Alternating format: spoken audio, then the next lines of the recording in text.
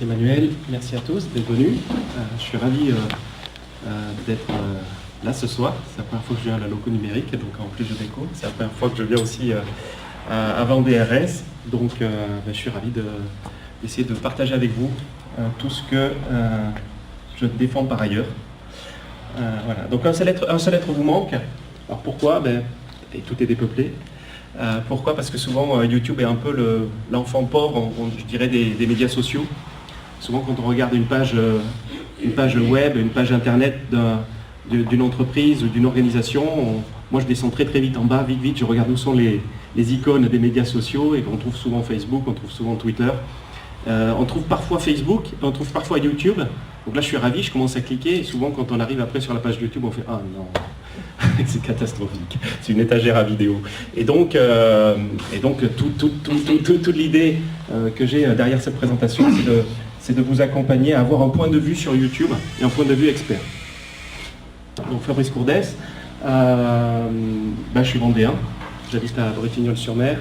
Je suis ravi d'exercer une partie de mon activité, en tout cas à partir de Bretignolles-sur-Mer, même si une grosse partie de mon activité aujourd'hui se fait sur la région parisienne, pour des questions de maturité tout simplement par rapport à cette plateforme qui met un peu plus de temps à être appréhendée par les acteurs. J'ai cofondé il y a 2 ans une agence qui s'appelle TubeReach, qui est exclusivement dédiée à YouTube dans toutes ses arcanes, dans toute sa puissance. Aujourd'hui, on fait également un petit peu plus de vidéos au sens large, mais YouTube reste vraiment le cœur de notre métier. J'ai commencé, je dirais, tout seul dans mon garage, comme ça peut se dire, dès qu'on commence à se lancer en 2010 à peu près sur YouTube. J'ai été le premier expert indépendant YouTube certifié en France. J'ai appris mon métier majoritairement aux États-Unis, en allant voir ce qui se fait de mieux aux États-Unis dans les bons d'usage de cette plateforme. Et pendant très longtemps, j'ai expérimenté sous un format laboratoire en fait. J'ai expérimenté tout ce que j'ai appris aux États-Unis en France avant de pouvoir véritablement donner naissance à une agence en tant que telle. Aujourd'hui, on est un peu plus d'une dizaine de personnes dans notre agence. Voilà. On a des acteurs qui sont à la fois B2B, B2C, qui nous demandent des conseils pour leur chaîne YouTube en tant que telle, ou également pour des campagnes de publicité sur YouTube. C'est un peu les deux volets. Je vais essayer d'aborder les deux ce soir parce qu'il me semble très intéressant d'avoir un point de vue à la fois sur la façon dont on peut gérer sa chaîne YouTube, mais également sur la façon dont on peut faire des campagnes publicitaires performantes sur YouTube, parce qu'il y a encore beaucoup de choses à craquer sur le bon usage de la plateforme, dont beaucoup trop d'acteurs aujourd'hui considèrent encore que c'est je dirais un dérivé de la télé, alors que les usages sont très différents. Alors, inutile de dire qu'aujourd'hui, si on a décidé, nous, en tout cas en tant qu'agence, de se positionner sur YouTube, c'est parce qu'on considère qu'il n'y a pas le choix, que la vidéo par les usages, par les modes de consommation, c'est ce que les gens vont regarder et regardent le plus. Et je dirais ce qu'il y a de pire aujourd'hui, c'est qu'aujourd'hui, c'est le format que les plateformes poussent le plus. C'est-à-dire que YouTube est une plateforme à 100% vidéo, donc naturellement on y trouve de la vidéo. Et quand vous allez sur les autres plateformes sociales, pour faire le lien avec l'enjeu et l'objet de Vendée Réseaux sociaux, c'est que dans Twitter aujourd'hui, c'est le format vidéo qui est le plus poussé dans le fil, de façon algorithmique, tout simplement. Vous allez dans Facebook, c'est le format vidéo qui est également le plus poussé, de façon algorithmique également. Vous allez dans toutes les plateformes sociales aujourd'hui, et c'est le format vidéo qui émerge. Pour une seule et bonne raison, c'est que ces plateformes ont intérêt à vous faire rester davantage sur leur plateforme. Et qu'entre lire un post de 140 caractères ou regarder une vidéo de 2 minutes, ils ont plutôt intérêt à vous faire regarder une vidéo de 2 minutes qu'à vous faire lire un post de 140 caractères. Et ça, quelle que soit la plateforme. Donc, à la fois dans les usages et à la fois dans leur intérêt à eux, on a un effet démultiplicateur je dirais, de l'usage de la vidéo dans ces plateformes-là. C'est encore plus facile d'émerger si on utilise un format vidéo. Surtout dans des réseaux sociaux filaires, tels que Twitter, Facebook notamment, où l'espace de lecture est très large et la compétition est très importante. Voilà. Donc tout ça fait que la vidéo, il faut s'y intéresser, on n'a plus vraiment le choix si on veut émerger et exister. Aujourd'hui, quand on regarde les usages et ce qui est le plus regardé, on constate tout simplement que dans les visiteurs uniques sur le web aujourd'hui, les 3 plus gros sites les plus visités sont Google, Facebook et YouTube. Donc toute l'audience est quasiment là. Et donc savoir émerger sur ces plateformes, c'est très important. Pourquoi je donne ces chiffres? Parce qu'aujourd'hui on arrive à des usages qui arrivent à concurrencer complètement la télé. D'accord? Donc quand on a après un plan média qui vient bien s'articuler sur ces plateformes-là, on finit par avoir ce qu'on appelle un reach, un impact qui peut être très largement, pas aussi important que la télé, mais en tout cas plus niché, et on peut toucher très fortement son audience. Alors, on va parler de YouTube, mais on n'oppose pas YouTube à Facebook. Et ça, c'est important parce qu'aujourd'hui, nous, même dans nos façons de travailler, dès qu'on fait de la vidéo, on se rend compte que Facebook reste encore incontournable. On ne peut pas faire uniquement de la vidéo dans YouTube. Par contre, c'est intéressant de comprendre la différence entre une plateforme qui est 100% vidéo, et quand on y va, c'est pour consommer de la vidéo, comme YouTube. Et quand on va sur Facebook, on n'y va pas pour consommer de la vidéo. On y va pour consommer du fil, des nouvelles, quelles que soient les provenances, suivant ce qu'on a choisi et ce qu'on préfère regarder. Mais on n'y va pas pour regarder de la vidéo dans un premier temps. Ce qui fait que dans Facebook, ce sont plutôt des vidéos subies que des vidéos choisies. Dans YouTube, ce sont des vidéos véritablement choisies, puisqu'on y va pour regarder de la vidéo. D'accord? Dans Facebook, la majorité des vidéos, vous allez les regarder sans le son, parce que dans le format d'utilisation de Facebook, c'est rarement dans des endroits ou à des moments où vous avez la possibilité de mettre le son. Dans YouTube, si vous y allez, vous savez que vous allez vouloir écouter une vidéo et c'est toujours avec le son. Donc la qualité de la mémorisation, la qualité de ce qui est consommé en vidéo dans YouTube est largement supérieure, 10 fois supérieure à la qualité du message qui sont consommés dans Facebook. Par contre, Facebook a un algorithme, une façon de travailler qui aujourd'hui, je dirais, a un impact beaucoup plus important. Et pour tout ce qui est publicitaire, aujourd'hui, Facebook a un algorithme beaucoup plus puissant que YouTube, même si YouTube est en train de le rattraper. D'accord? Donc quand on va vouloir plutôt faire de l'organique, quand on va vouloir plutôt raconter des histoires, faire passer des messages, on va plutôt privilégier YouTube, parce que c'est des vidéos avec le son, des vidéos engageantes, alors que quand on va vouloir faire de la publicité, toucher une audience, faire passer un message très rapide et puis emmener les gens sur son site internet, on va plutôt utiliser Facebook. Donc c'est des usages très différents qu'on n'oppose pas du tout, parce que quand on fait un plan média pour une marque, on va plutôt essayer de travailler la complémentarité que l'opposition entre les deux plateformes. Okay? YouTube fait vraiment partie de nos vies. C'est-à-dire que véritablement, bon, le mot youtubeur est devenu un mot courant aujourd'hui, mais il vient de YouTube. On retrouve le YouTube absolument partout. Que ce soit quand on veut planter des tomates, d'accord, on va aller taper dans YouTube comment planter des tomates. Je suis sûr qu'aujourd'hui vous allez dans YouTube pour essayer de solutionner tout un tas de problèmes qui vous concernent au quotidien. Il y a des youtubeurs qui deviennent des stars. Il y a des hommes politiques qui utilisent YouTube aujourd'hui pour faire passer leurs messages et pour appuyer toute leur campagne politique. Voilà, c'est un moteur de recherche, c'est le deuxième moteur de recherche au monde, c'est-à-dire que même aujourd'hui, auprès des jeunes, des millénials comme on les appelle, ils passent quasiment plus par la case de Google pour faire des recherches, ils passent systématiquement et en premier par la case de YouTube, et s'ils ne trouvent pas des réponses, ils vont chercher dans Google. Mais aujourd'hui, le moteur de recherche privilégié des jeunes générations, c'est absolument plus Google, c'est véritablement YouTube. Donc, savoir répondre à ces problématiques-là et savoir être référencé dans YouTube est un vrai enjeu. Je vais vous montrer une vidéo.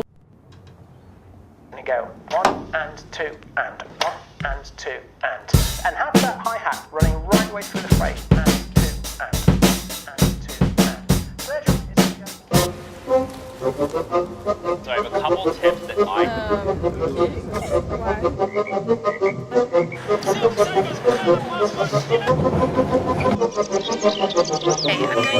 you. We're going to play the A, B, C.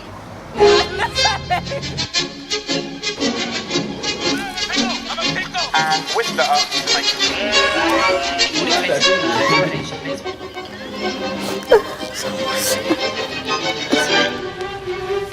really feel those muscles working. Squeeze the abs.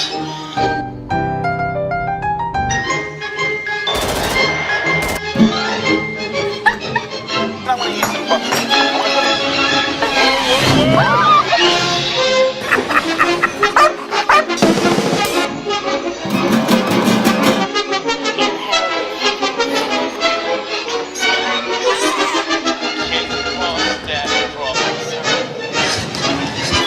So delicate.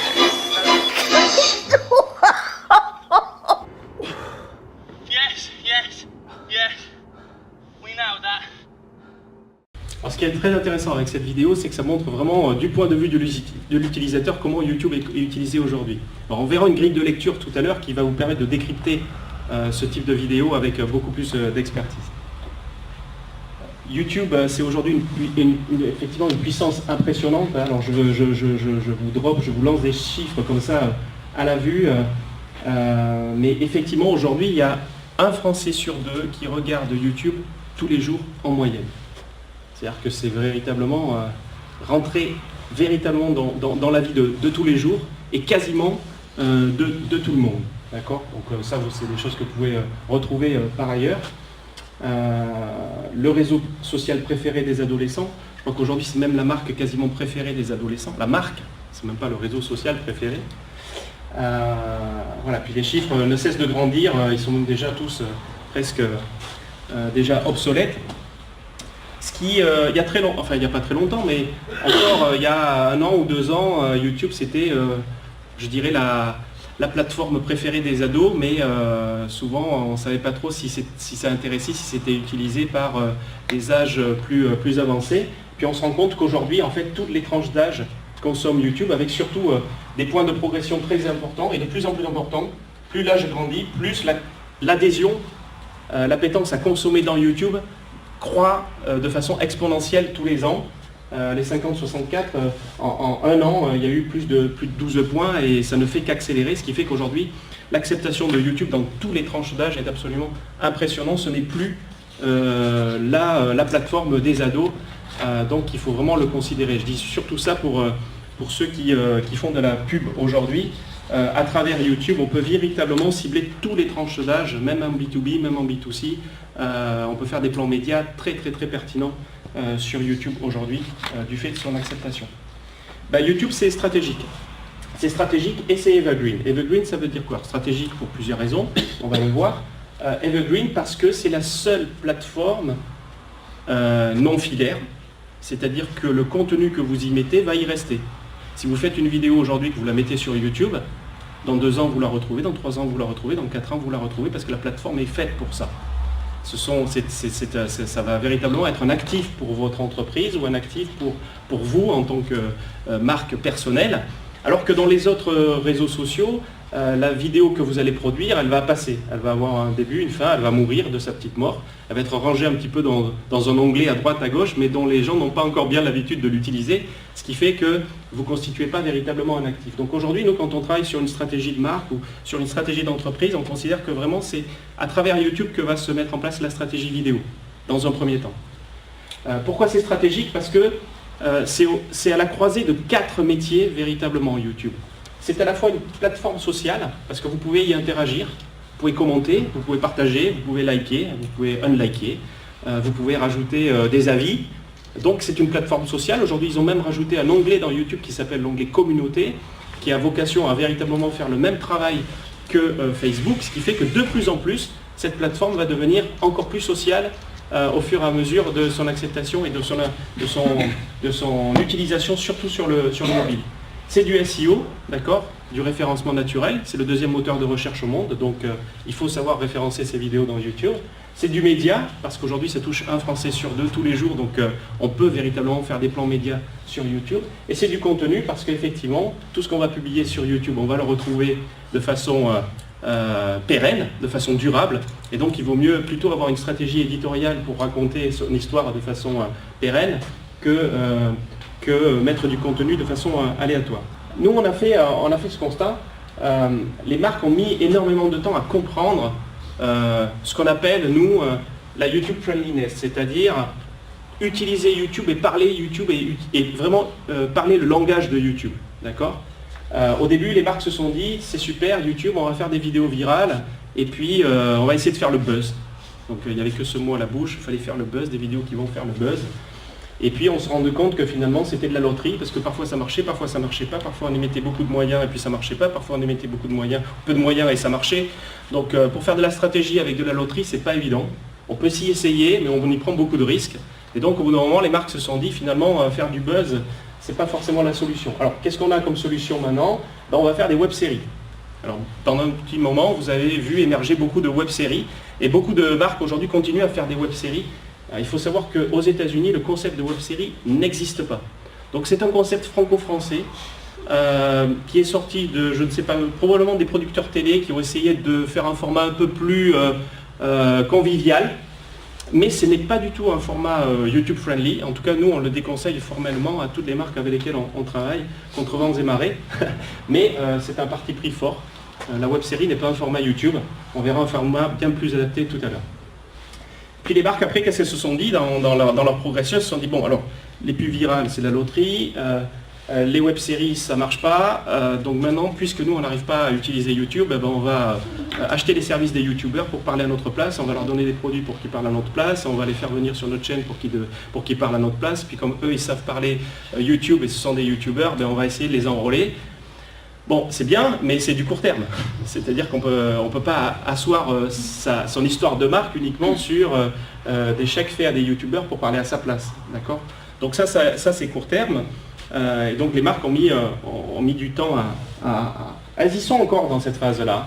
La phase influenceur, utiliser les influenceurs, l'avenir des médias c'est l'influence, utiliser les youtubeurs, les instagrammeurs, etc. Elles sont en plein là-dedans, mais je dirais c'est reculer pour mieux sauter, c'est surtout parce qu'elles n'ont pas encore craqué le code de YouTube, ou en tout cas elles n'ont pas réussi, elles, à trouver leur propre voie et leur façon de s'exprimer sur ces médias sociaux. Elles y résistent, elles n'osent pas passer le cap, elles ne franchissent pas les codes, elles n'utilisent pas les bons codes, et donc en résistant, ben, c'est d'autres qui prennent la place et elles préfèrent donner tout simplement des chèques à des youtubeurs ou des instagrammeurs pour le faire à leur place. C'est bien, mais il vaut mieux essayer de compléter avec sa propre histoire. En ce moment, on est dans une phase, et vous le sentez si vous suivez un petit peu ce qui se passe autour de YouTube, la brand safety, c'est-à-dire que les marques aujourd'hui se rendent compte que oui, YouTube c'est puissant. Ah, c'est puissant, mais on ne sait pas trop sur quel contenu notre pub va être mise, et donc on demande des garanties à YouTube d'être sûr que ça ne va pas être devant des vidéos qui prônent des choses mauvaises ou des actions qui sont politiquement pas correctes. Donc les marques demandent des garanties pour pouvoir y aller un peu plus, pour pouvoir utiliser avec autant de safety YouTube que l'est la télé, sauf que YouTube c'était vraiment un média hyper ouvert et que c'est difficile de tout contrôler. Mais on est dans cette phase aujourd'hui entre les deux, c'est-à-dire que tout ça c'est presque derrière, il y en a qui continuent encore à essayer de le faire, et puis on est en train de progresser. Et là, notre vocation, en tout cas ce soir, vous aurez déjà fait un grand pas vers cette direction, parce que je vais vous donner une grille de lecture pour y aller. Alors, premier objectif, vous donner les codes, vous donner des solutions, vous donner des clés pour comprendre ce qu'est la YouTube friendliness, et en tout cas comment devenir YouTube friendly. C'est un vrai cours que je vais vous donner ce soir. Donc la première chose importante, c'est ce qu'on appelle les 3 H. Je ne vais pas vous demander si vous connaissez les 3 H. Peut-être, hein? Non? Alors ça, les 3 H, c'est une grille de lecture qui a été édictée par YouTube il y a 3, 4, 5 ans, on va dire, et depuis oubliée.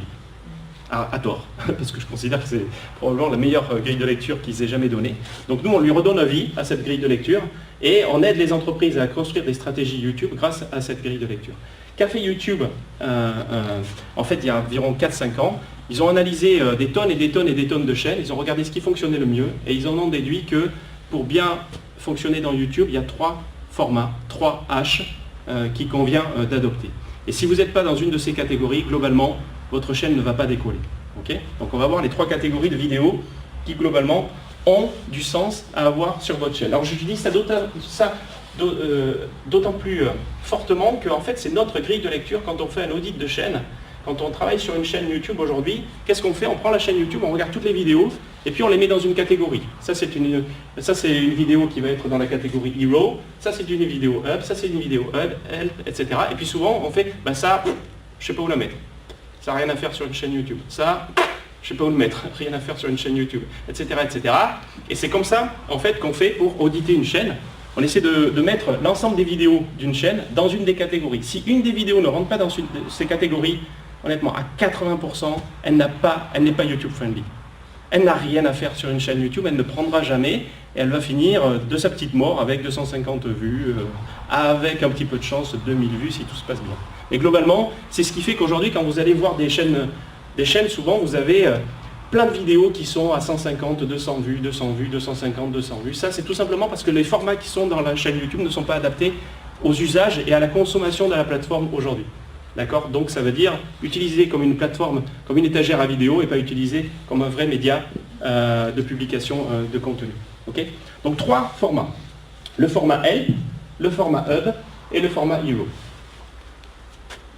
Alors qu'est-ce que le format Hero? Le format Hero, c'est le format, on va dire, de prime abord publicitaire. Quand vous voyez une pub, c'est une format Hero. Okay, maintenant, souvent, c'est une format Hero courte. Souvent, quand vous voyez une publicité en pré-roll sur YouTube, les fameuses publicités que vous pouvez passer, elles vont durer aux alentours de 30, 40 secondes, d'une minute, d'accord? Parce qu'elles sont souvent des adaptations de la télé, qui ont été un petit peu rallongées sur les concepts publicitaires, mais c'est souvent des vidéos qui proviennent d'un brief télé. Ça peut être aussi des vidéos que vous allez promotionner, c'est-à-dire que vraiment vous mettez un petit peu plus de budget de production dessus, et vous allez le promotionner avec de la publicité également, le rendre visible vis-à-vis de votre cible et vis-à-vis de votre audience. Alors, on va voir à chaque fois un exemple de très bonne vidéo Hero. Okay, et voilà donc ce qu'on considère comme étant une bonne vidéo Hero. Alors, comme vous allez le voir, c'est une vidéo plutôt, ce sont des vidéos très storytelling, qui racontent des histoires, très engageantes, émotionnellement fortes, souvent, qui n'ont pas peur de durer. D'accord? À quoi on reconnaît une vidéo qui est YouTube friendly? Une publicité qui est YouTube friendly, souvent elle fait 2 minutes. Ce qui est très très long pour une publicité, mais c'est le format le plus adapté en termes de vidéo. Je vais vous montrer un exemple d'une super vidéo Hero faite par Barbie. Et c'est une pub.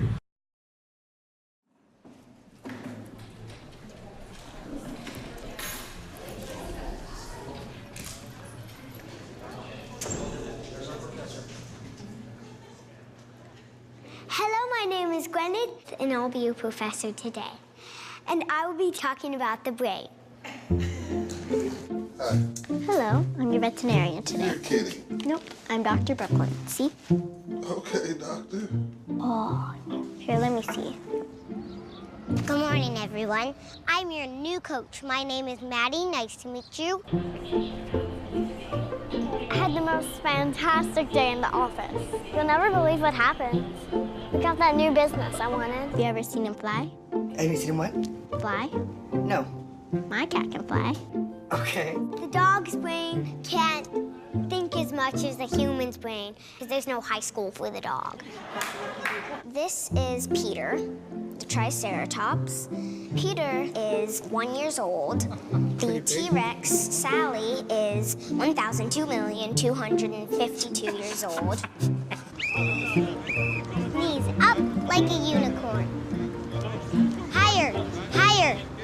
I've been to New York, Transylvania, Pennsylvania. We can think and do lots of stuff with our brain. Now, does anybody know how big the brain is? Anybody? Sophia. It is medium. Medium. Very good. Alors ça c'est voilà, c'est une pub qui donne envie de voir la suite, voir la fin. Et ça c'est vraiment créé pour YouTube. Alors l'avantage et pourquoi on donne cet exemple-là, c'est que Barbie, pour se relancer, parce qu'il perdait des parts de marché, s'est relancé grâce à YouTube. Avec des formats plus explicatifs, plus émotionnels, plus longs, moins produits, plus inspirants, plus engageants, pour re-raconter une nouvelle histoire et pour repositionner véritablement sa marque. Et c'est plutôt réussi dans la façon dont c'est fait. Donc si vous devez retenir quelque chose, c'est que la publicité dans YouTube, c'est plutôt des formats longs, des formats qui racontent des histoires et des formats qui engagent. Et donc c'est très loin du format non skippable, 30 secondes, 15 secondes, qu'on doit subir très souvent sur la plateforme. Chose que YouTube ne peut pas interdire, mais il essaie d'amener les annonceurs à éviter de le faire. D'accord ? Pour les amener vers des formats plus longs tels que celui-là. Alors ensuite, vous avez le format, alors ça on a vu le format Hero, et après vous avez le format Hub. Alors le format Hub, c'est ce que vous retrouvez chez les YouTubeurs aujourd'hui. Quand vous allez chez un YouTuber, vous avez par définition du format Hub. C'est un rendez-vous qui vous est donné par un YouTuber toutes les semaines, tous les jours pour ceux qui font du vlogging quotidien, ou tous les mois pour ceux qui sont sur une fréquence mensuelle. Et souvent, vous allez avoir un rendez-vous. Retrouvez tous les vendredis soirs à 18 h ma nouvelle vidéo sur. Et tous les jeudis à 17 h ma nouvelle vidéo sur. Et un rendez-vous tous les lundis à 12 h sur. C'est-à-dire qu'il y a vraiment une notion de programme, presque au même titre que la télé. Ce sont des rendez-vous qui sont donnés régulièrement, sans début, sans fin, contrairement aux web-séries. D'accord ? C'est-à-dire que quand on lance un programme sur YouTube, tant qu'il a de la résonance, on continue. Tant qu'il plaît, on continue. S'il plaît un peu moins, on le fait un peu évoluer, on va le raccourcir, l'augmenter, mais en tout cas, on va écouter son audience, regarder ses analytics, on va regarder ses chiffres, ses statistiques pour s'assurer qu'on est toujours en train d'intéresser les abonnés, d'intéresser l'audience de sa chaîne. Donc ça, c'est le format Hub. C'est un format souvent qui commence avec un jingle, d'accord, et avec une invitation à l'action à la fin, de type on se retrouve ou abonnez-vous, et on se retrouve à la fin. Je vais vous montrer un exemple de bon vidéo, de bon format Hub que j'ai trouvé récemment, qui est fait par Microsoft. Alors en plus c'est du B2B, donc c'est intéressant de voir que même des marques B2B arrivent à faire du super format Hub. D'accord, donc ça c'est le VP de Microsoft, et ils en sont à leur 8e saison, c'est-à-dire 8e année consécutive, où ils font ça presque toutes les semaines. En tout cas c'est une fois par mois, où ils font une vidéo de cette nature-là. Et donc vous allez voir, ça répond à un jingle, ça répond à... Il n'y a pas de début, il n'y a pas de fin, c'est comme ça, et tant que ça marchera, ça sera comme ça. Voilà. It's lunchtime, and this is Brad Anderson's lunch break. Here in Redmond, we're visited by some of the smartest people on the planet, pretty much every day. Every chance I get, I meet up with them for lunch.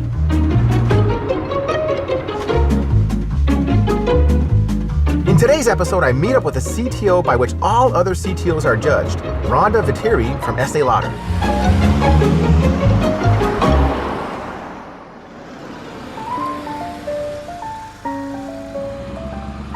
So you lead this huge worldwide organization. Yes. You go to all these great places, you know, and then in your leftover time, you run marathons and Ironman triathlons. Like, what do you not do? We have to maintain our health, right? If you can't take care of yourself, who are you going to take care of and leading?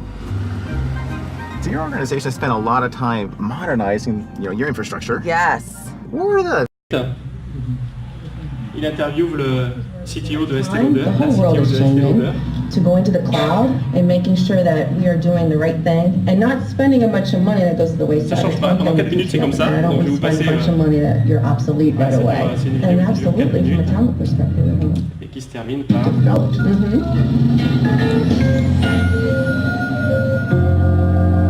vous voulez en voir plus, il y a la suivante et la suivante et la suivante, avec un end-screen, comme on dit, ou un écran de fin qui est très bien travaillé, qui laisse le temps à aller chercher la vidéo suivante, d'accord, pour aller consommer davantage de contenu sur la vidéo.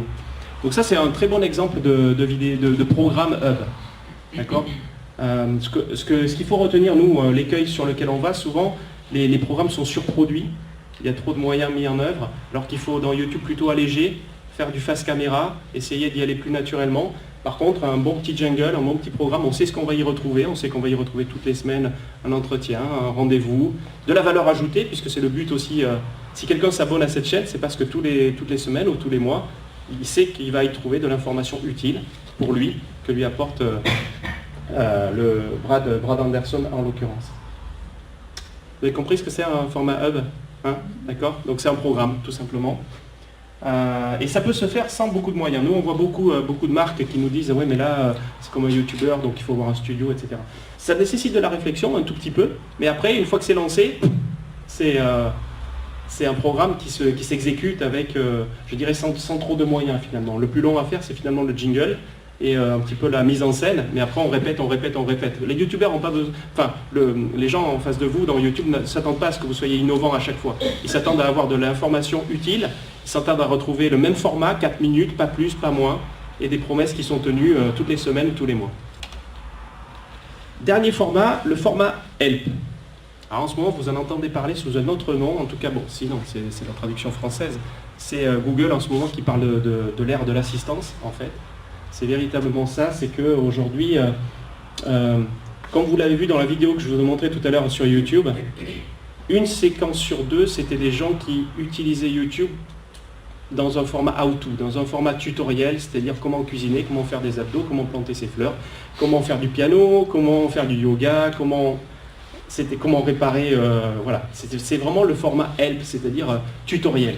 Et le format tutoriel aujourd'hui, en tout cas en 2018, il est censé exploser pour deux raisons. Un, parce que les gens veulent le consommer, deux, parce que YouTube veut le pousser.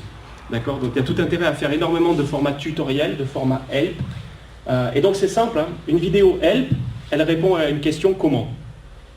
D'accord? Comment faire ceci, comment faire cela. Le plus difficile pour une marque, c'est de savoir à quelle réponse il faut qu'elle réponde pour véritablement se référencer dans YouTube. Donc très souvent, quand on va voir une marque, on lui demande donc, quels sont aujourd'hui les problèmes auxquels répond le produit. D'accord? Quelles sont les solutions que vous apportez, puis on va essayer de faire une vidéo de format help qui va répondre à cette question et qui va vous référencer. Okay? Alors toujours pareil, je suis désolé, j'ai des exemples en anglais, mais c'est pas évident de trouver encore, ça fait que 2 ans qu'on sévit en France, donc on a encore du mal à éduquer tout le monde, mais on trouve plutôt des bons exemples aux États-Unis.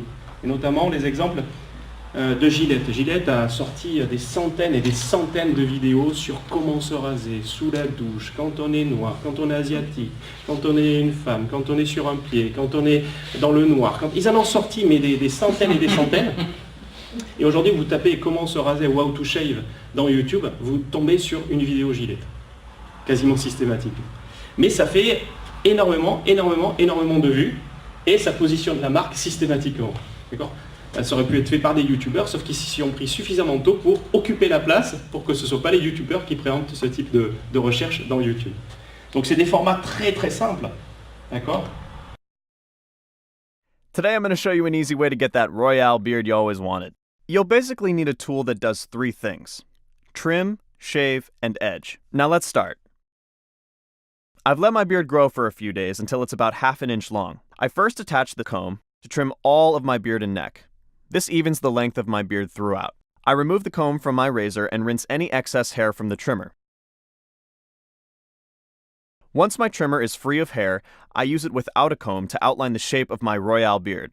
I first trim my neck and cheek. Then remove the hair connecting my chin strip to my mustache. After outlining the look I want, I need to prepare my skin. Voilà, et ça positionne tout simplement la marque Gillette. Donc voilà, là vous avez l'alphabet de YouTube. C'est aussi simple que ça. Alors quand on me dit qu'est-ce qu'on peut faire dans YouTube, est-ce qu'il faut être innovant, est-ce qu'il faut faire des choses qu'on voit jamais, est-ce qu'il faut faire le buzz, etc. La meilleure solution de se planter, c'est d'essayer des choses nouvelles. Aujourd'hui, pour véritablement réussir dans YouTube, c'est back to basics, il faut revenir à ses fondamentaux. Et les fondamentaux de YouTube aujourd'hui, c'est du hero, du help et du hub. D'accord ?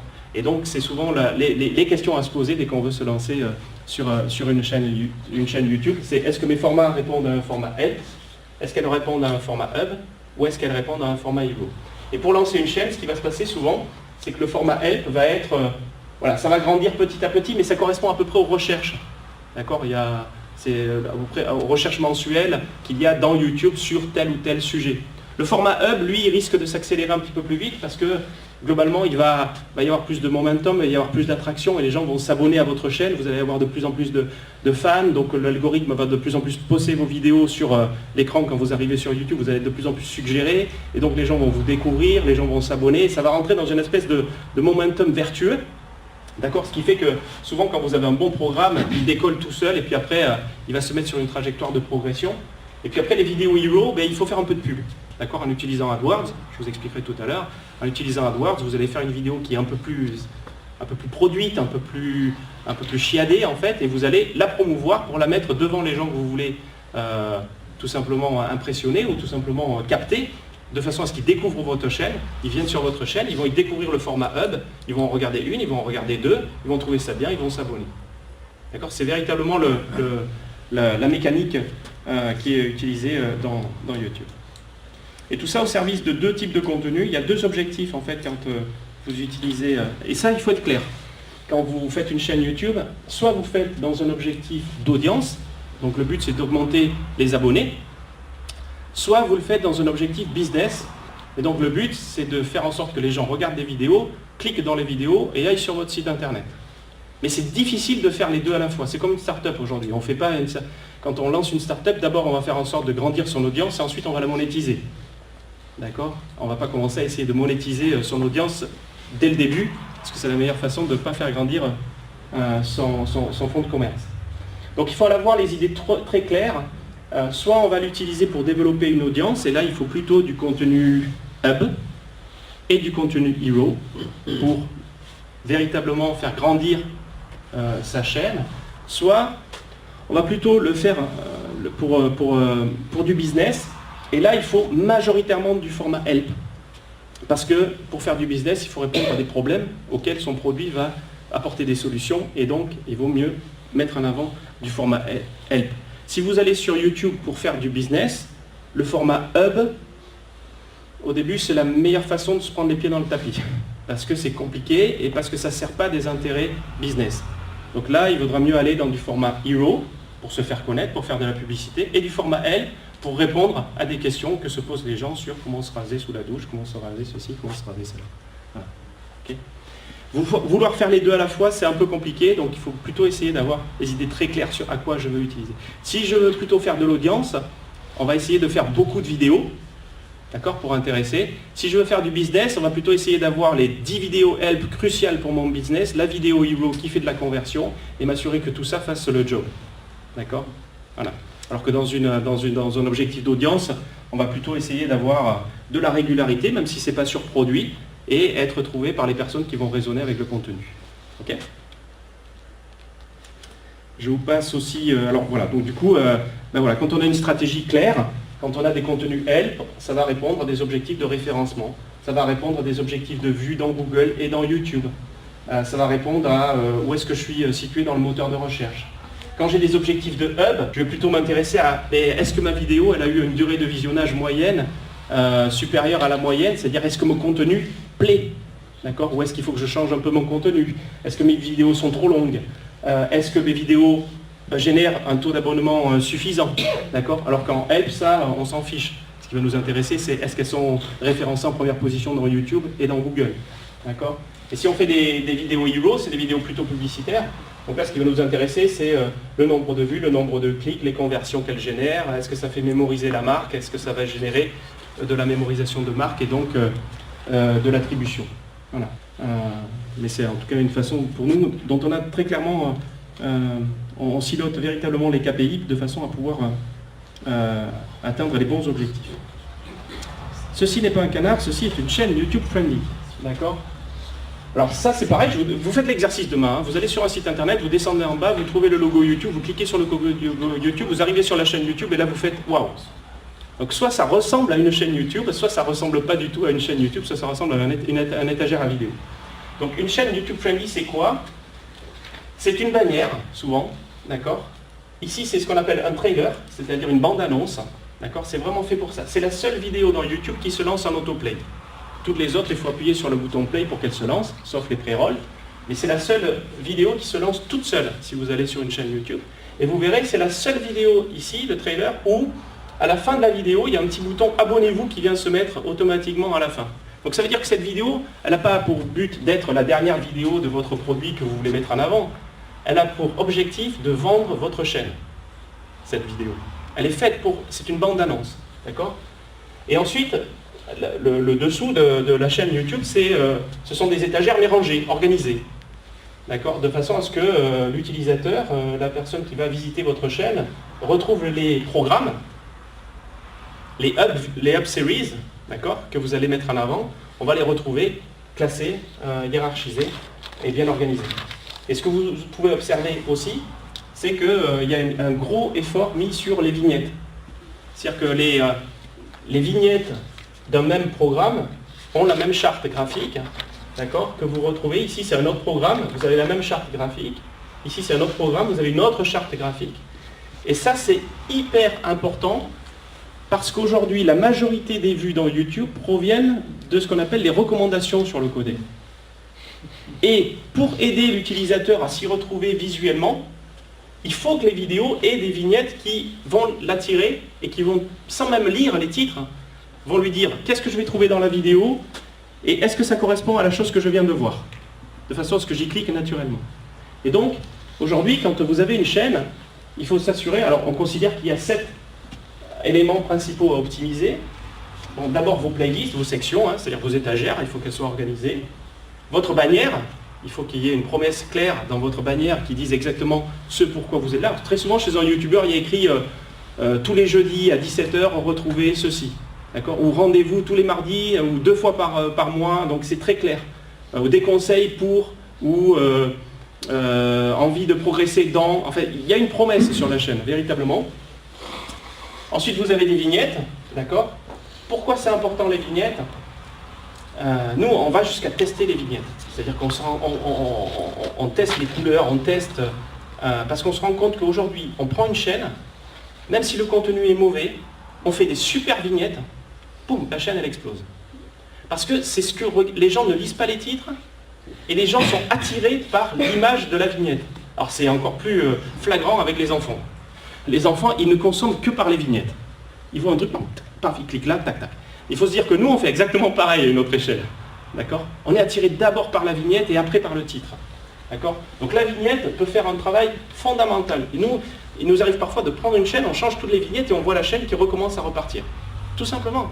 Donc il n'y a pas besoin de sursophistiquer l'optimisation. Déjà, il faut commencer par avoir des vignettes qui résonnent. Et puis ensuite, il y a un petit peu d'optimisation de titres, avoir des titres structurés qui expliquent exactement ce que vous allez proposer, des descriptions en dessous des vidéos qui disent si vous aimez, cliquez ici, retrouvez tout le contenu dans telle playlist, enfin qui aide l'utilisateur à s'y retrouver, à s'abonner, à faire ce que vous avez envie qu'il fasse, des tags adaptés et des écrans de fin. Vous avez tout à l'heure, à la fin de la vidéo de Microsoft, il y avait une possibilité de si tu as aimé, regarde ceci, regarde cela. Avant c'était assez, comment dire, c'était imposé, on va dire, par YouTube, qui proposait toute une mosaïque de vidéos. Aujourd'hui, c'est plus imposé, en tout cas, si, ça l'est imposé, mais on peut, nous, créer sa propre mosaïque à la fin, qui fait qu'on fait que la personne, à la fin de la vidéo, va rester dans notre chaîne, plutôt que de sortir de notre chaîne et consommer des vidéos qui sont en dehors de la chaîne. Et donc, on rentre dans un cercle vertueux, parce que YouTube, aujourd'hui, son KPI principal, c'est le watch time. Plus vous allez aider les gens à rester dans votre chaîne et consommer du contenu dans votre chaîne, plus il va vous donner un score de chaîne élevé, une autorité de chaîne élevée, et plus vous allez être suggéré dans le moteur de recherche. Donc c'est un cercle vertueux qu'il faut enclencher, et tout ça s'enclenche si tout ça est parfaitement aligné et orchestré.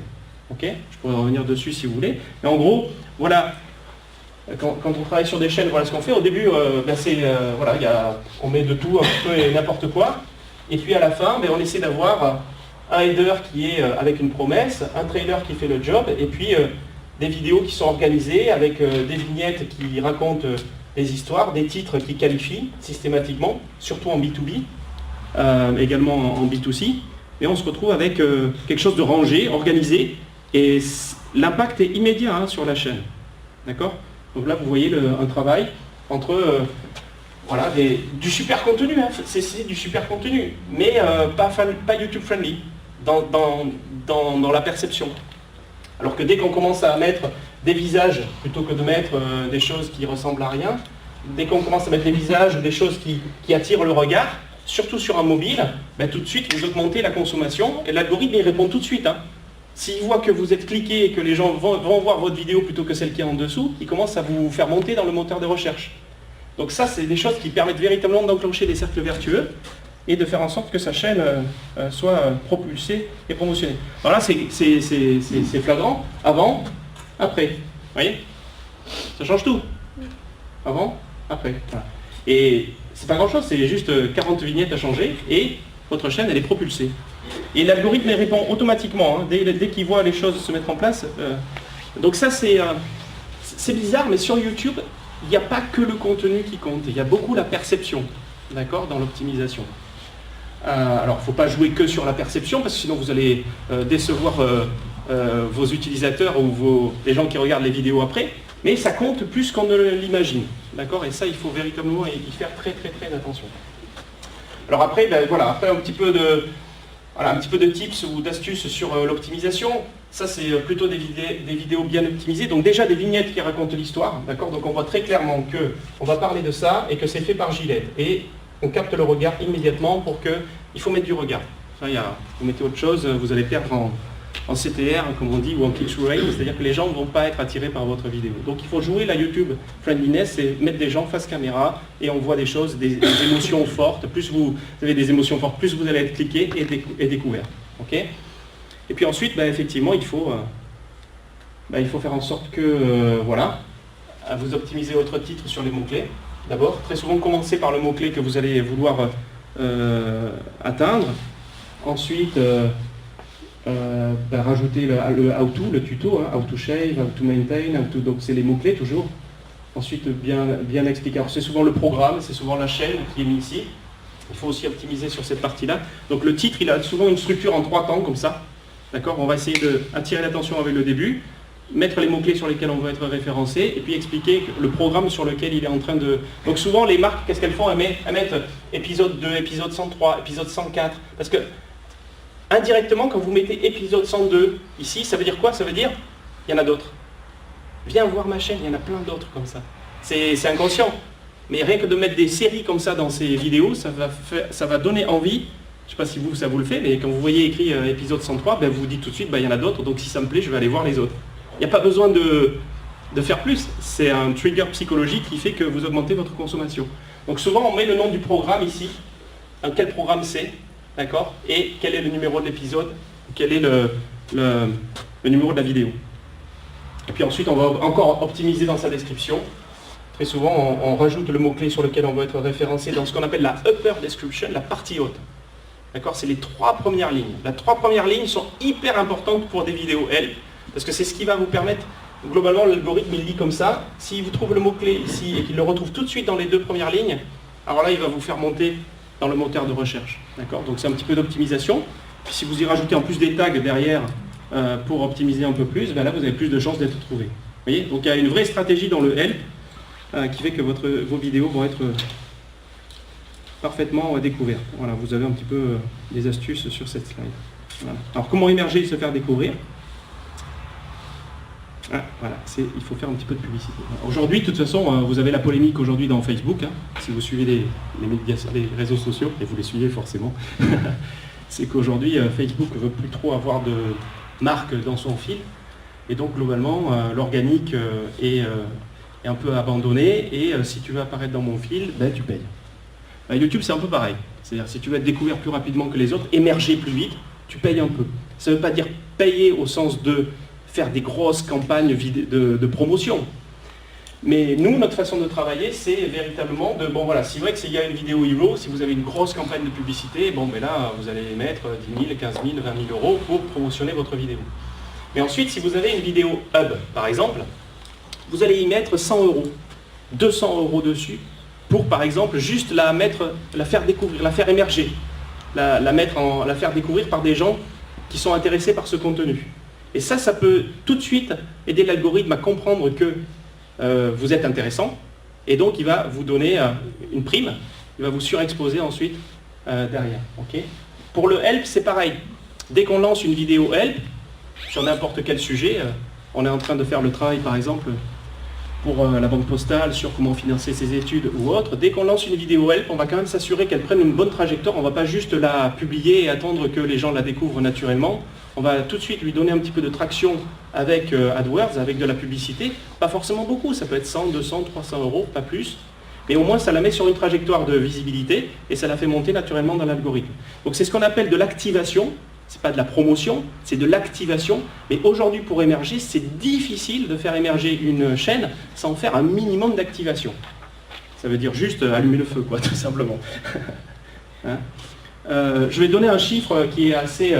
Dans une chaîne YouTube aujourd'hui, quand vous publiez une vidéo, si vous avez une chaîne YouTube et que vous publiez une vidéo aujourd'hui, il n'y a que 15% de vos abonnés qui vont voir cette vidéo. Vous regardez vos statistiques, si vous faites plus que 15%, c'est super. Mais souvent, il n'y a que 15% de vos abonnés qui voient une vidéo. Donc comment on fait pour que les 85% restants voient votre vidéo le plus rapidement possible pour envoyer un signal très rapide à Google, ou à YouTube en tout cas, qui consiste à dire, t'as vu, tous mes abonnés ont vu, 100% de mes abonnés ont vu ma vidéo, ils ont interagi avec ma vidéo, vas-y, mets-moi en avant naturellement maintenant. Parce que c'est ça le message qu'on va renvoyer à Google, très vite dans l'algorithme, d'accord ? Et qu'est-ce qu'on fait ? On crée une liste d'audience dans AdWords qui s'appelle la liste de tous mes abonnés à ma chaîne, et avec 20 euros, on s'assure que tous les abonnés à la chaîne vont recevoir votre vidéo sous format publicitaire pour la découvrir. Ils ne vous le reprocheront pas, ils sont déjà abonnés, sauf que vous allez atteindre un ratio qui va être plus proche de 100% que de 15%, et ça, l'algorithme YouTube va immédiatement le détecter, et vous allez avoir une traction et un momentum plus important. Et si vous faites ça à chacune de vos vidéos hub, votre chaîne, elle va monter beaucoup plus vite. D'accord? Voilà, c'est des petites astuces. Mais aujourd'hui, il faut véritablement... il faut passer du 15% d'abonnés vus, un petit peu de recommandations, voilà, et il faut rajouter un petit peu d'activation, faire un petit peu de publicité pour, par exemple dans AdWords, vous pouvez cibler des cibles particulières. Vous voulez être découvert par tel type de personnes, les jeunes mamans qui habitent dans telle ville par exemple, et bien vous faites une petite campagne très précise, très snipée, très nichée sur ce que vous voulez atteindre dans un premier temps, avec très peu d'argent, et au moins votre vidéo va immédiatement prendre la traction sur cette trajectoire-là, et l'algorithme ensuite va suivre de façon naturelle. D'accord ? Donc en fait, comment on fait ? On utilise l'activation pour gagner et contrôler l'algorithme. Donc l'organique, le pur organique aujourd'hui, vous pouvez, on peut encore, mais dans la concurrence qui grandit, et dans le nombre de vidéos qui sont publiées tous les jours, la meilleure façon d'essayer d'avoir un petit peu de traction et d'émerger de façon un peu plus contrôlée, un peu moins subie, c'est de faire un petit peu d'activation. Okay, donc ça, je vous incite à le faire parce que sinon, vos chaînes ne vont jamais décoller et avec un investissement très marginal, elles peuvent vraiment aller chercher une trajectoire qui est radicalement différente et qui donc va énormément plus rentabiliser le temps que vous avez passé à faire la vidéo, l'énergie que vous avez mis à faire la vidéo. C'est un ROI marginal mais très important que vous pouvez injecter. D'accord ? Voilà pour la partie devenir YouTube friendly. Si vous avez des questions, je vais y répondre. Mais je vais essayer d'aborder un dernier sujet qui peut intéresser ceux qui sont un peu plus business dans la salle ou qui veulent faire de la publicité. Alors, pourquoi je vais vous parler de ça ? Parce que on en a parlé tout à l'heure un tout petit peu. Donc c'est sur le format publicitaire le plus utilisé aujourd'hui dans YouTube. C'est ce fameux format qui arrive devant les vidéos, que vous pouvez skipper ou passer. D'accord ? Ça c'est le format qui est utilisé à 95% pour faire de la publicité dans YouTube. C'est un format qui est très engageant parce que déjà vous ne le payez, pour ceux qui le savent, vous ne le payez qu'à partir de 30 secondes. C'est-à-dire que YouTube, en fait, tant que la vidéo n'est pas vue, 30 secondes, c'est gratuit. C'est pas mal. C'est la seule plateforme sociale qui a le KPI aussi loin. Toutes les autres l'ont à 3 secondes ou à 2 secondes. Vous commencez à payer à 2 secondes, vous commencez à payer à 3 secondes. Pour Facebook, vous payez à 3 secondes. Pour YouTube, vous payez à 30 secondes. D'accord ? Alors ça, je dirais que ça, c'est hyper révélateur de l'ADN de YouTube. YouTube, c'est une plateforme d'engagement avec le son qui veut que vous racontiez des histoires, pas que vous fassiez de la publicité, que vous engagez et que vous donniez envie de consommer plus. Donc c'est une plateforme d'engagement par essence, d'accord, qui fait que du coup, elle a aligné ses objectifs business par rapport à ça, elle vous fait payer qu'à partir de 30 secondes. Et en plus, vous avez le choix, contrairement à d'autres plateformes, de pouvoir skipper, passer à autre chose. Voilà. Donc ça, c'est le format publicitaire que vous pouvez utiliser, et il s'active à partir de AdWords. AdWords pour vidéo. Donc si vous avez déjà fait des pubs dans AdWords, ou si vous connaissez des gens qui peuvent les faire, ils peuvent activer vos vidéos grâce à AdWords.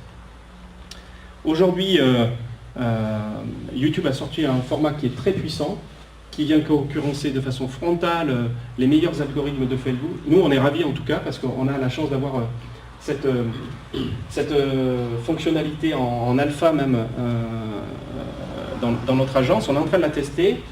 Ça s'appelle TrueView for Action. Et donc véritablement, on se rend compte qu'on arrive à obtenir des résultats aussi forts aujourd'hui, voire même supérieurs à ceux de Facebook, en faisant de la publicité. Ce qui du coup donne énormément de puissance à YouTube aujourd'hui. Et on pense que YouTube a fait 2 choses l'année dernière. On le pense parce qu'ils ne l'ont pas déclaré. Par contre, tous nos tests nous montrent que c'est mieux. C'est que, ils ont rajouté plein d'endroits où vous pouvez cliquer, en fait. D'accord ? Donc aujourd'hui, vous pouvez regarder une vidéo et cliquer, donc être dirigé vers un site internet. Et surtout, ils ont énormément amélioré leur algorithme de ciblage. Jusqu'à présent, on targuait Facebook d'avoir un super algorithme de ciblage. Aujourd'hui, je peux vous garantir que, ça y est, YouTube a le même algorithme, aussi bon, voire même peut-être meilleur que celui de Facebook. Tous nos tests aujourd'hui semblent le confirmer. Voilà. Donc c'est une primeur, en tout cas, puisqu'on a la chance de pouvoir le tester en bêta. Et je pense que du coup, ça va être une grosse année pour YouTube aujourd'hui, qui va rattraper, je pense, son retard sur Facebook en termes de campagne publicitaire. Donc des ciblages, vous pouvez cibler sur le contexte, d'accord, par mots-clés, par emplacement, Donc ça c'est intéressant, par catégorie, et puis toujours selon les bons vieux principes de socio-démo, d'affinité également. C'est très intéressant. Aujourd'hui, vous pouvez cibler des gens qui ont fait certaines recherches. C'est-à-dire que tous les gens qui ont par exemple fait des recherches dans Google, comme YouTube appartient à Google, ben, vous pouvez aussi les cibler après derrière en vidéo, et donc vous rapprocher de leurs intentions. Donc aujourd'hui, les algorithmes sont assez puissants, et vous pouvez commencer à 10 €. Vous pouvez faire, il n'y a pas de limite d'entrée dans AdWords, ce qui fait que vous pouvez véritablement avoir des stratégies d'activation à votre niveau et sur le plan publicitaire avoir des résultats très performants. Alors là où aussi aujourd'hui on peut faire des choses assez intéressantes, c'est avoir des campagnes un peu plus complexes que ce qui se fait. C'est-à-dire qu'aujourd'hui, nous ce qu'on fait quand on fait une campagne publicitaire en TrueView, c'est-à-dire en pré-roll, d'accord ? Ensuite, on va remarketer les gens de deux façons. Donc ça aussi, c'est un petit peu d'astuce que je peux vous donner. C'est, on va les remarketer en bannière sur le côté, d'accord ? Pourquoi ? Parce que quand les gens sont remarketés ici et qu'ils cliquent à cet endroit, ils arrivent dans votre chaîne. Et donc, ils consomment via le player natif de YouTube et donc ils engagent véritablement. Alors que quand ils découvrent vos vidéos en pré-roll, dès que la publicité est terminée, ils se retrouvent sur la vidéo de quelqu'un d'autre. D'accord ? Et donc vous avez perdu l'attraction. Alors qu'avec ce format, vous ne perdez pas l'attraction puisqu'ils consomment dans votre chaîne. D'accord ? Donc ça c'est aussi une petite astuce. Aujourd'hui, beaucoup trop de plans d'activation se concentrent sur le format TrueView alors qu'il mériterait d'être aussi activé en format in-display, comme on dit, c'est-à-dire le format sur le côté. Et quasi personne ne le fait. Alors que c'est véritablement redoutable. Et puis ensuite, vous pouvez remarketer les gens en in-search dans Google, c'est-à-dire que tous les gens qui ont regardé votre vidéo, vous faites en sorte que quand ensuite ils vont aller dans Google, ils voient votre annonce en premier. Et donc vous pouvez les remarketer de cette façon-là également. Et c'est également très très puissant, c'est le type de fonctionnement qu'on adopte pour tous nos gros annonceurs aujourd'hui. Voilà. Et donc bien sûr au service de quoi ? Au service du business. Alors nous on a une façon aujourd'hui de faire de la pub qui vient... Alors en tout cas moi j'en suis le porte-parole. Moi j'ai découvert YouTube il y a 10 ans avec cette publicité. La publicité d'AuraBrush, c'est une marque qui s'est lancée aux États-Unis uniquement avec YouTube, en partant quasiment de rien. Et donc j'ai étudié cette pub en long, en large, en travers, j'ai rencontré les gens qu'il y a derrière, je suis allé les voir, je les ai interviewés, j'ai appris le métier, aujourd'hui je travaille avec eux, aujourd'hui ils font partie de mon board. Donc je fais en sorte j'ai vraiment disséqué cette pub. Après elle a été adaptée plusieurs fois, hein. Vous connaissez peut-être certaines de ces publicités, d'accord, qui sont des best cases pour YouTube et pour Facebook aujourd'hui. Et donc il y a vraiment un secret derrière ces vidéos. Et aujourd'hui, dans notre façon de travailler, en tout cas chez TubeReach, on utilise ce même format-là. Alors, je vais essayer de vous le décrypter. Qu'est-ce qu'on fait ? En fait, on fait ce qu'on appelle des campagnes scalables. D'accord ? Donc, c'est vraiment, on fait beaucoup de tests avant de lâcher les chiens, avant de mettre beaucoup de budget sur les vidéos, de façon à faire décoller les entreprises avec lesquelles on travaille. Alors, les secrets, c'est quoi ? Le secret, c'est que, en fait, c'est cette phase-là qui est quasiment la plus importante, c'est la phase 3. Aujourd'hui, très souvent, et trop souvent, dans la pub, vous avez un super studio de production, il va faire une vidéo, et quand la vidéo est finie, il vous la livre. Voilà, vous avez une vidéo.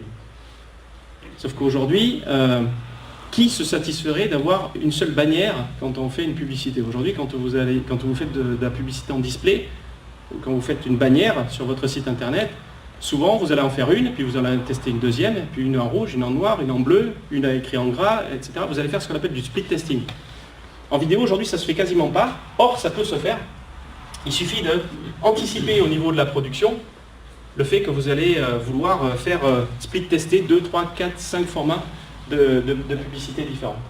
Donc nous, aujourd'hui, quand on travaille, qu'est-ce qu'on fait ? On s'assure qu'il y a 2, 3, 4, 5, 6, aujourd'hui on monte jusqu'à 15, 20, 30, 60 variations de vidéos différentes avant de lancer une publicité. D'accord ? Là où souvent nos confrères s'arrêtent à une.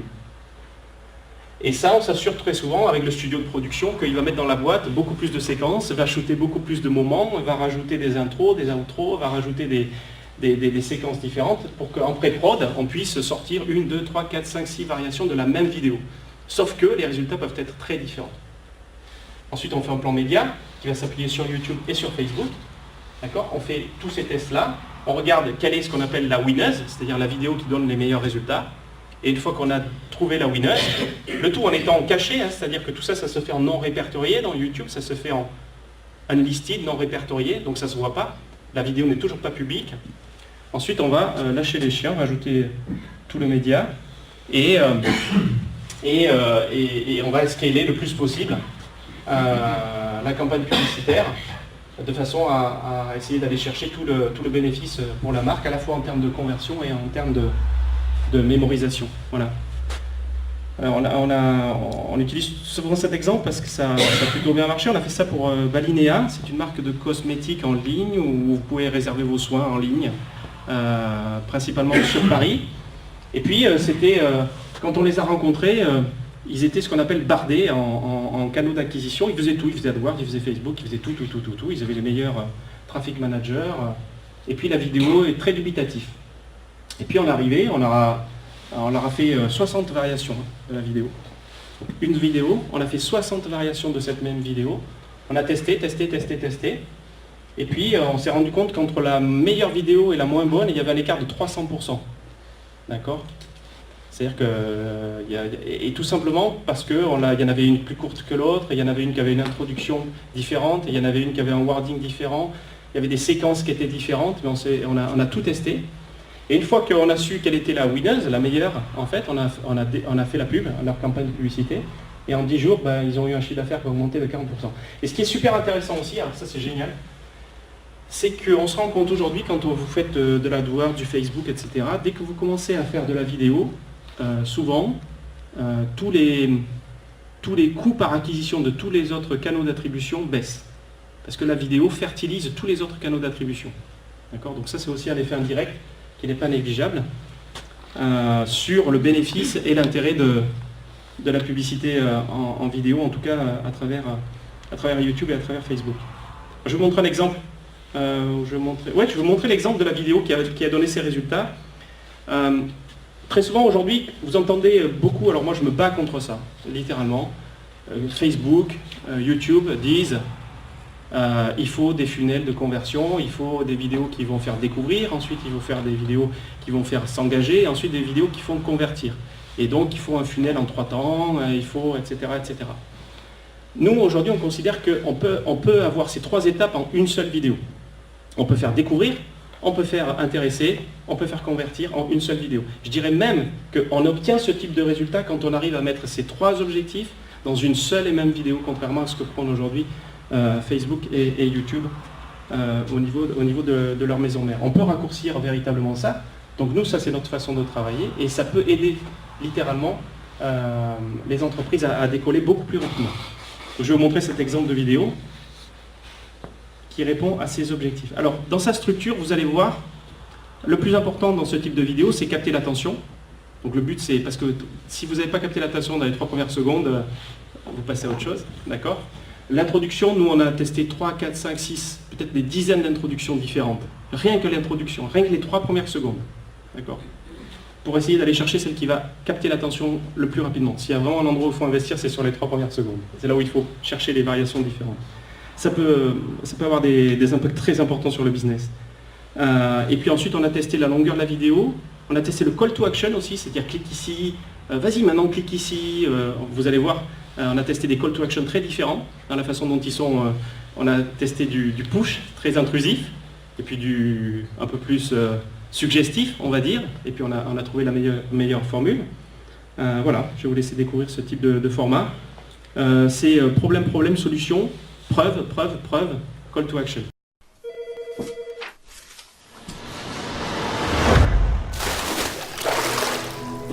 C'est tellement simple de se faire plaisir. Utilise Balinea. C'est le bon plan beauté. Regarde, c'est simple, j'ai besoin d'un coiffeur. J'en trouve un sur Balinea. Je réserve instantanément. Bonjour. Et voilà, on s'occupe de moi. J'adore. Surtout quand c'est à moins 50%. Ok, je veux une manicure. Je réserve. Et hop, impressionné. Les appels gênants, c'est fini. Oui, bonjour. Ce serait pour une épilation. Du maillot intégral. L'horreur, non. Avec Balinéa, je vois tous les instituts disponibles autour de moi. Et je suis enfin certaine d'avoir un service de qualité pour tous mes soins beauté. Je les compare rapidement grâce aux 60 000 avis clients certifiés. Et cerise sur mon gâteau, merci. Balinéa, un massage aux huiles chaudes. Il y a déjà 200 000 clients qui en profitent. C'est sûr que parmi les milliers de salons sélectionnés, il y en a un canon autour de toi. Allez, rejoins-nous sur Balinéa. Viens, au lieu de rester derrière ton écran, qu'est-ce que t'attends? Clique et réserve ton soin, ton massage, épilation, coiffure, ce qui te fait plaisir. Allez, hop, clique et va sur Balinéa.